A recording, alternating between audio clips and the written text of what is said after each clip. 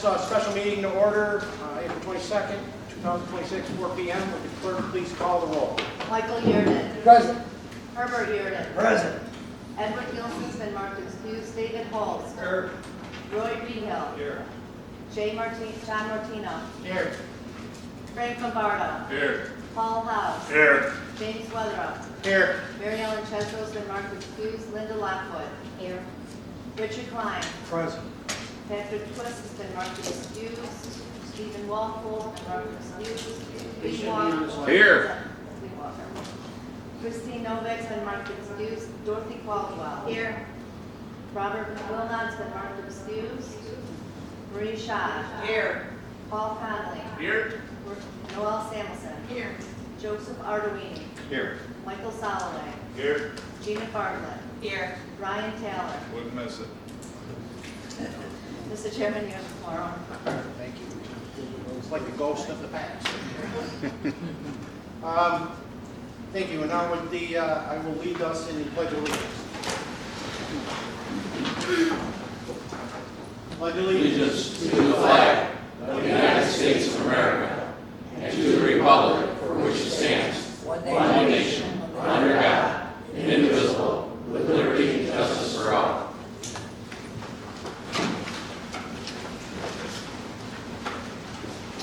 Thank you. At this point, Legislator Martino, public speakers on resolutions of the day. There are none. Thank you. Moving now to resolutions and motions. Resolution number 1 by Legislator Holtz. Is that yours? Mr. Chairman, after this resolution, urge its adoption. Will the clerk please read the heading? Resolution approving the execution of an amended and restated intermunicipal agreement by and between the County of Oswego, Town of Schuylkill, Village of Phoenix, and the County of Oswego Industrial Development Agency. Okay, this is for the wastewater treatment, and for the project, the county contribution for the project is now up to $2,257,363. Over to the Oswego County Industrial Development. Yeah, actually I had diverted that. Legislator Chesbro was running late, so I did divert it to Legislator Holtz. Legislator Shaw. I have a two-part question, Mr. Chairman. What, is this going to be reimbursed, or is this a cost overrun? I'm trying to figure this out. I couldn't get to Rich or... Well, it's actually, we're at hopefully at the final end of an 18-year-long project. We've been trying to help the town of Schuylkill and the village of Phoenix with their sewer system down there. The IDA is the one that's the main, at this point, the main beneficiary of any of this. That's why you see they have one of the major shares of the cost. And they're at a point now where to expand, they need to improve the sewer system that goes into the village of Phoenix, and also small, perhaps, danger, they need to repair what they got no matter what. But I think Tim Stahl is in the back, he might be able to give us any. Let me state my main question. I would also note that this was considered by the legislature late last year, and the expectancy was that there would be a $5 million grant to defray the cost of the project that did not materialize. So the costs have gone up, but they're still applying for that grant on the next cycle and other grants. Any grant should diminish the total outlay, cash outlay, but the county had previously committed over $1 million towards this project on the last agreement. Right, and that's a good point. The director, Eric Glaze of the DEC, had actually personally come up to me at a meeting and told me, you guys should really apply for this because you should. And I took that to me, I'll probably get it. So the numbers may in effect be moved at some point, but just in case we want to get going. Well, I certainly hope we get it. But the thing that concerns me is the IDA's involvement. The IDA demonstrated to me that they shouldn't be involved in waste treatment. They insisted that they had to have the Miller waste treatment facility, and now it lays in ruin. So, I mean, why do they have to own that? Why can't the county just own that extension? Well, they're the only, basically, they're the biggest, but in effect, the only people in that district is the IDA.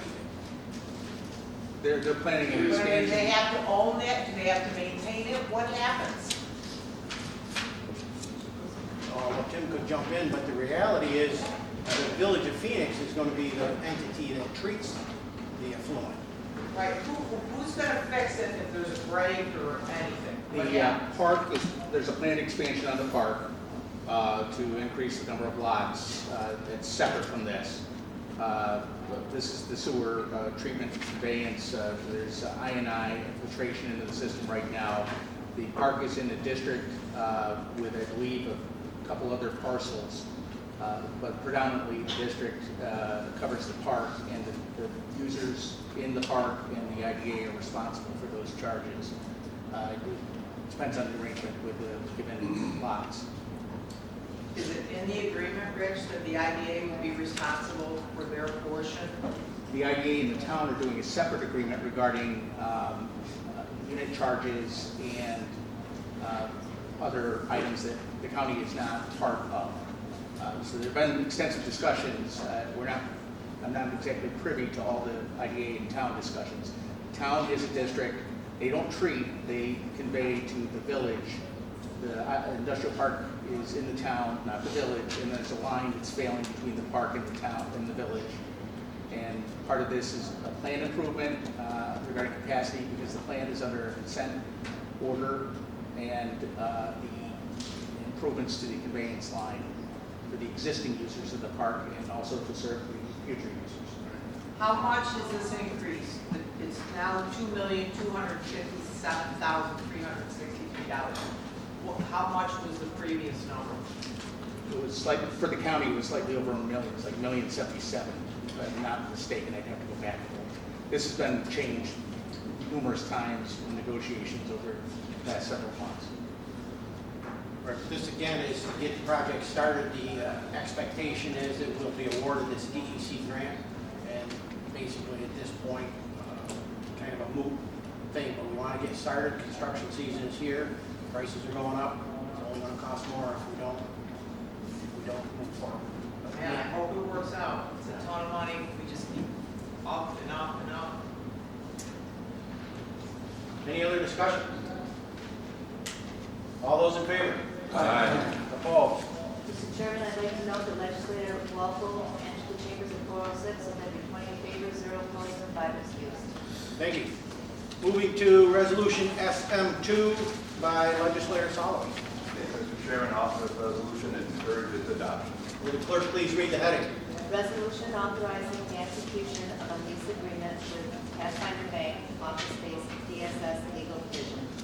What this is with the DSS legal division being fully staffed now, especially housed in the room, the public safety building adjacent to the district attorney's office and next to the grand jury room. It gets loud and disruptive and not an adequate space. Also, there's a temporary office needed while renovation is being made to the Seneca Street. So this is a one-year agreement.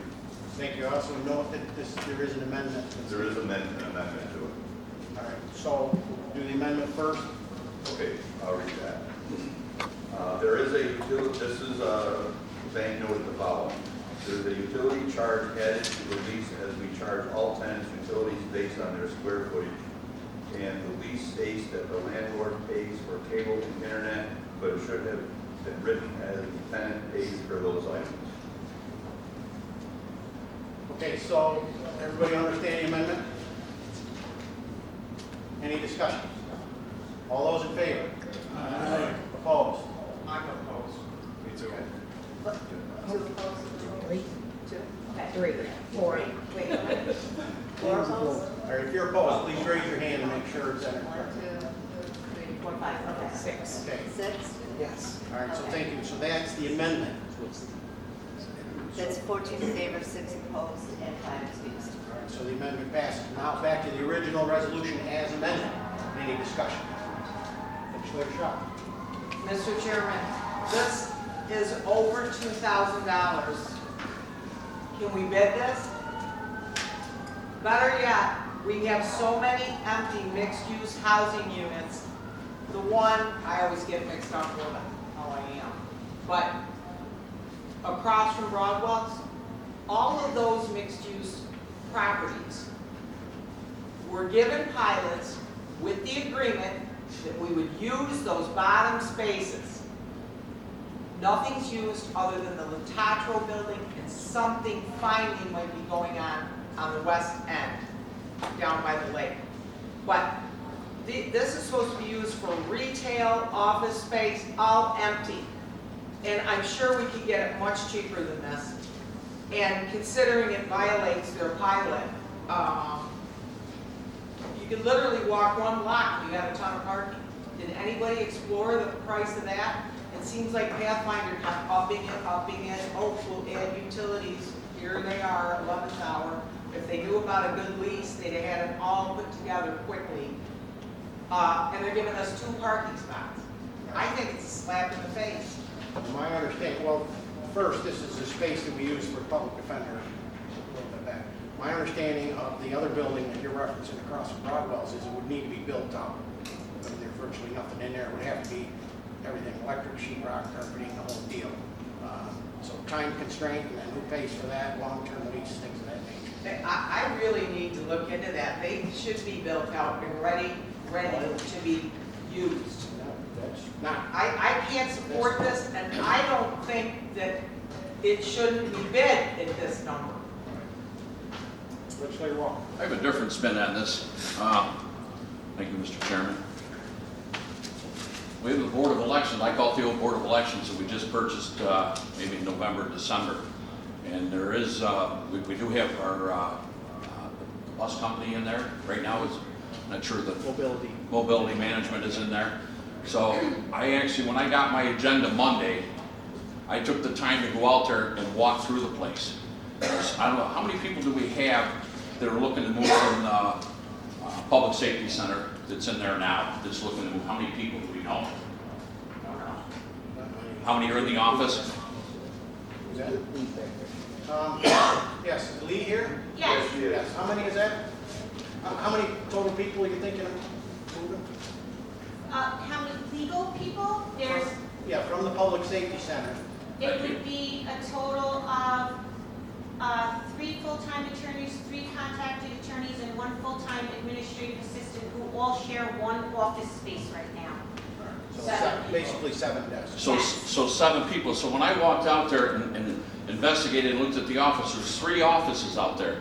2 of the offices aren't in bad shape. 1 definitely needed paint. The other 2 needed cleaning. And the carpets need to be shampooed or should be replaced. But I think you could get by temporary. So instead of paying $3,200, almost $3,000 a month, $33.39. $33.39, limited parking. There's a ton of parking out there. We can, get a crew in there, go in there and do a quick paint job, shampoo the rugs, and move them from Public Safety Center to the old Board of Elections, and it costs us nothing other than some rehabbing.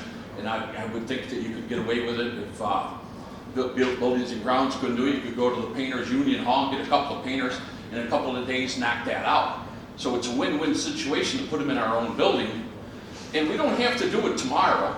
So at this motion, I think I'd like to make a motion to table it, send it back to committee, and rework that if we could, and put them in there where it doesn't cost us anything. We're not spending over $30,000 for a place we already have with better parking and adequate, and basically it's ready to go. So I would make that motion to table. Thank you. Second that. Roll We call. have a motion made and seconded to table. All those in favor of tabling? Roll call vote, please. Roll call vote. Michael Yurden. No. Herbert Yurden. No. Edward Gilson is excused. David Holz. No. Roy Rehel. No. John Martino. No. Frank Lombardo. No. Paul House. No. James Weatherup. No. Mary Ellen Chesbro's been marked excused. Linda Lockwood. No. Richard Klein. No. Patrick Twist has been marked excused. Stephen Walpole. No. Lee Walker. Yes to table. Christine Novak's been marked excused. Dorothy Caldwell. Yes. Robert Wilmot's been marked excused. Marie Shaw. Yes. Paul Conley, No. Noel Samuelson, No. Joseph Arduini, Yes. Michael Soloway, No. Gina Bartlett, Yes. Ryan Taylor. Yes. Mr. Chairman, that's 5 in favor, 20 opposed, and 5 excused. Thank you. Legislator Martino, you had your hand up? I did, Mr. Chairman, thank you. First of all, if you note in this, it's a one-year agreement. And I also know that there is going to be talks coming in a committee to look over the old Board of Elections building to see needs and wants and what have you as far as who needs to be in there and who doesn't. And having said that, it is a one-year agreement. It is 50% reimbursable. We made sure that it was at least 50% reimbursed. So yes, the number is up there, but it is a one-year agreement at half the cost of what's in here to us, so we can figure out what we're going to do with the Board of Elections building. It very well may be that we will move them in there at some point, but right now we have to figure out who needs it the most and what are the most important things we need to do with that building. And I would offer that there are multiple departments that have Put in requests. put in requests for that space out there, so that's being reviewed. Mr. Chairman, I'd like to correct my count. It was 614.5, not 515.5. Okay, thank you. Yep. Any other discussion? All those in favor? Aye. Opposed? Opposed? That's 14 in favor, 6 opposed, and 5 excused. Thank you. Any unfinished business? Come on, can't be that easy. Motion to adjourn. Any miscellaneous business? Thank you. Looking for an appropriate motion. Motion to adjourn. And thank you all for coming in today. Special meeting. Thank you. Thank you.